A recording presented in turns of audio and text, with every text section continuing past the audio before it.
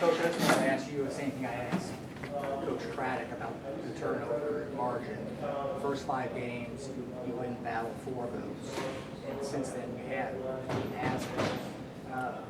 Is there anything to explain that trend, or is that just kind of a coincidence? We don't like that trend for sure. I'm sure that they don't like turning it over, and just like he said, one of the things that as I look upon my career as a coach is that we've had the opportunity to lead the nation in turnovers and lead the nation in interceptions and do some great things in the realm of creating turnovers. And early in the season, we were fortunate we were able to create some. And one thing that over the years I've seen is that once you create one and you create another and then you create another and you keep going, and quite the opposite is that when you're struggling to create them, you got to get over the hump to create another one. In the game versus Navy, we create a turnover, but we give it right back on a penalty. So the thing we'll continue to do, with our guys on defense is we work it every week. We work creating turnovers every week, and like Coach Morris said as he left the podium, is that we're doing things the right way. You create turnovers because you emphasize it, because you practice it, because it's important to the coaching staff, and we're doing that, and we're not going to change that. And the players will continue to be accountable to not creating turnovers, and we'll have drills which will help them do that, and punishments if they don't in practice. And they're going to eventually happen. We only get 2 more opportunities in games to make it happen, so we're going to keep pushing in that direction. But to be able to explain it, it's just like being able to explain the turnovers that we created. We were not the greatest football players at the time we were creating turnovers, and we're not the worst. Now that we're not fortunate enough to be able to do that. When you look back at the film, did you see, either in your defensive line or maybe your front 7, did you see any hesitation on their part for fear of looking out for cut blocks and maybe taking their eye off the ball carrier at all? Well, that's one of the things that offense will do to your not just your defensive line, but your defense in general. I didn't see that from the defensive linemen, but I definitely saw it from the space players, the skill guys, because the defensive line, your cut block, they deal with that all the time, offensive linemen cutting. Safeties don't necessarily deal with it a lot. Cornerbacks, they don't necessarily deal with it a lot. So, you saw some hesitation from those guys, but like I said, that's what that offense wants. It wants the people who have to play in space to hesitate. Not only from receivers being able to cut you, but even offensive linemen who are tracking down the field, finding their way to safeties, and in their pass to the ball and attempting to cut them. So when you get that, you'll get some hesitation. So to answer your question, I didn't see any in the defensive line, but in the space players, where it's much more important even than the defensive line, for those guys to establish a path and be able to run to it with no conflict. And we had some in this game. Zach Wood said it's a little easier for him to prepare for Tulane just because they have a more traditional blocking scheme. Is it easier for you and your staff to prepare facing a more traditional style offense? Well, it's like we said all along, is that, and we said it to our players as well, that offense was different than any other that we had seen or that we will see. So, because we'll continue to have to play those guys. So there's things that you have to put into a memory bank to learn, to help yourself the next season. But as soon as that game is over, you're happy to be able to go back to what you're accustomed to facing, the plays, the types of plays that you're accustomed to facing, the attack that you're accustomed to facing, and it's funny that we talk to our team about the teams and the offenses that they've really, from a defensive standpoint, the offenses that we've had to face, and I hope that the American Conference is not playing the way that they're playing this season, because everyone we played is, I mean, they got a quarterback who runs really well, who throws it really well, and they have some of the best offensive linemen on the face of the earth. Once again, that's what we faced in Navy. And Tulane, as you continue to watch them, they're pretty good as well. So it'll continue to be a challenge. But for as many young players as we have, getting time in these games is only going to help us as we move into the future. What are the specific challenges for preparing for the Tulane offense? Well, they have a group of running backs. I almost said running backs by committee, but they have a really good group of running backs. The quarterback is a guy. Now they play with a couple quarterbacks, so that kind of presents a challenge to be able to face one and then possibly face another. But I think the running backs probably, as a group, are the strength of the team. They have capable receivers. I know they had one who got injured early in the season, which would have given you a two-headed monster at that position. But they have one guy who's really good player, number 9. So we're going to have to make sure that we do a good job in coverage of him.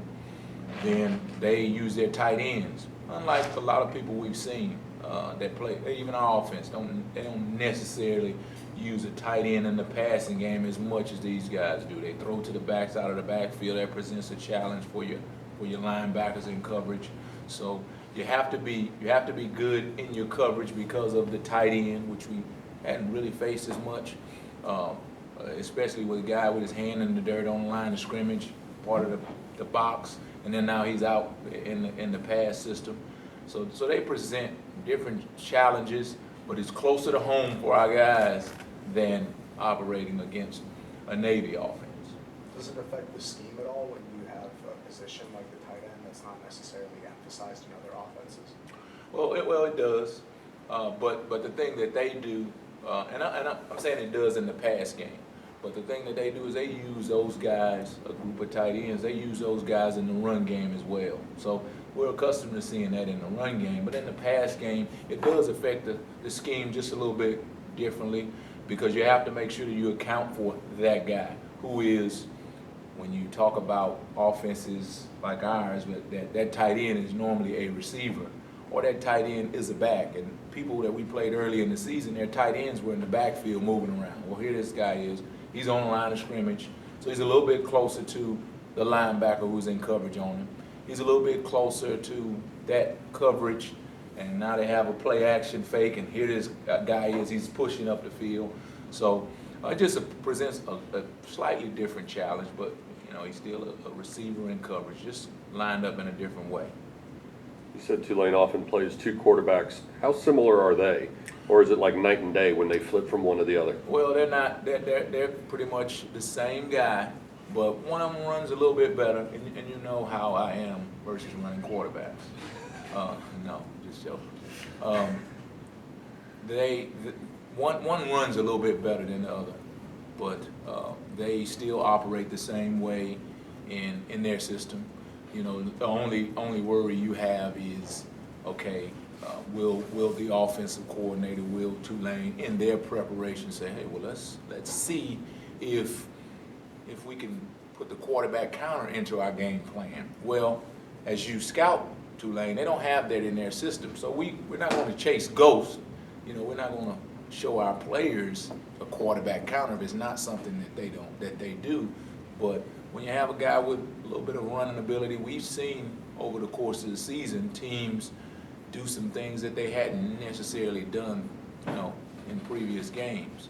So whenever you have a quarterback who has a little bit of ability to run, you can't act like that's not there.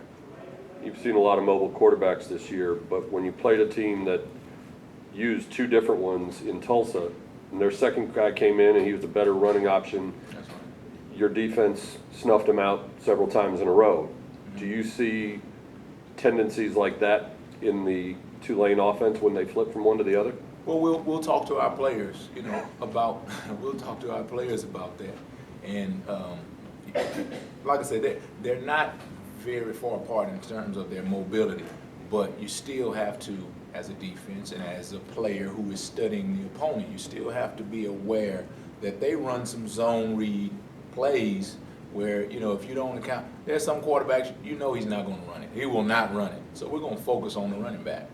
Well, these other guys, if you totally focus on the running back, then, you know, the quarterback. Now, they won't do it much because they don't want to injure the quarterback, but they'll keep it just enough to keep you honest.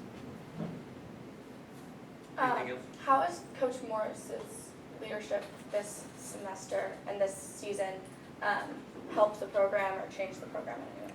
Well, I believe that in whatever you do, the leadership always is, it's like people say when we talk about players, they do whatever their coach does. And our program is, as led by Coach Morris, from the staff. I think any coach would come in here and he'd say, in terms of what we're doing, he'd say the same things. Is because we all believe in Coach Morris, and these players believe in him. And when you have someone who's genuine, who is secure in his leadership, and is committed to doing it the right way, people are generally going to follow that person. And I think that's what he presents to our team. Is we've defined the culture. We said this is who we are. This is what we're going to do. And no matter where we've been as a team, as a program, Coach Morris has walked in there with these players, and he's been that. He's been what he said he was going to be. When he came here and he initially met them, and they said, this is what we need from our coaches. This is what we need from the program. He has shown them that, okay, this is what you need. Well, I'll give you that.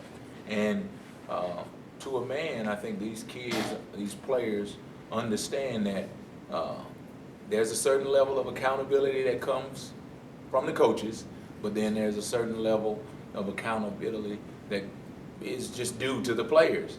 And I think our players respect that. They respect that that's the way we operate in our program. That's the way Coach Morris, as our leader, has it. And we're, as he always says, we're going to get it right. And we're going to get it right because we know that we're doing it the right way. And turnovers, they're going to come because we practice them. Now, if you don't practice turnovers, they're not going to come. Now, they may not come the first day that you practice it, but they're going to come. The program is going to, we're going to turn this program. And we'll all be singing and dancing. And we won't remember this time, but we'll learn from it. Saturday's senior night, which is the last home game for several of your guys, Shaquille Randolph and Yenga and Zach and Andy and the rest of them. What has this senior class meant to you as far as helping you teach your defense and get the defense started within this program? Well, see, you know, honestly, you got cameras on in here, and I wish you wouldn't have asked me a question like that about these kids because you want so badly as a coach for them to have success, for them to go out, you know, winners. And you know, winning is not always measured by the scoreboard, but we want to be able to give those guys what they deserve according to their work, according to their commitment to working to get this program the right way. Talking to those defensive guys specifically, from Shaq to Zach, I've been, now nobody wants to lose, everybody wants to win, but this probably has been one of my most gratifying years as a coach because you're working with players that when you go to sleep at night, you don't have to worry about them getting in trouble. When the meeting is at 2 p.m., you don't have to worry that somebody's not going to be there on time. When the bus leaves at 4, you know that everybody's going to be on the bus. When you ask them to do things, they're doing the best they can to do it. And across the country and in the world, if you're not getting wins and losses, that other stuff that I just said, it really doesn't mean anything, you know. And as a coach, I used to be that way as well, you know. But I understand now. I think we're all here for a reason. I think God put me here in this situation this season to learn, how to handle losing. Because if I would have had to do press conferences some other years in my career as a young coach, I probably would have broken this mic many weeks, you know, and flipped this table over many weeks ago. But I've learned how to operate, and I think our players have learned a tremendous amount during this season. And like I said, it's not showing up in the wins and losses, but it will one day. And they are those guys that you talked about. They're leaving a legacy. They're leaving their handprints on this program that'll be alive for many years to come.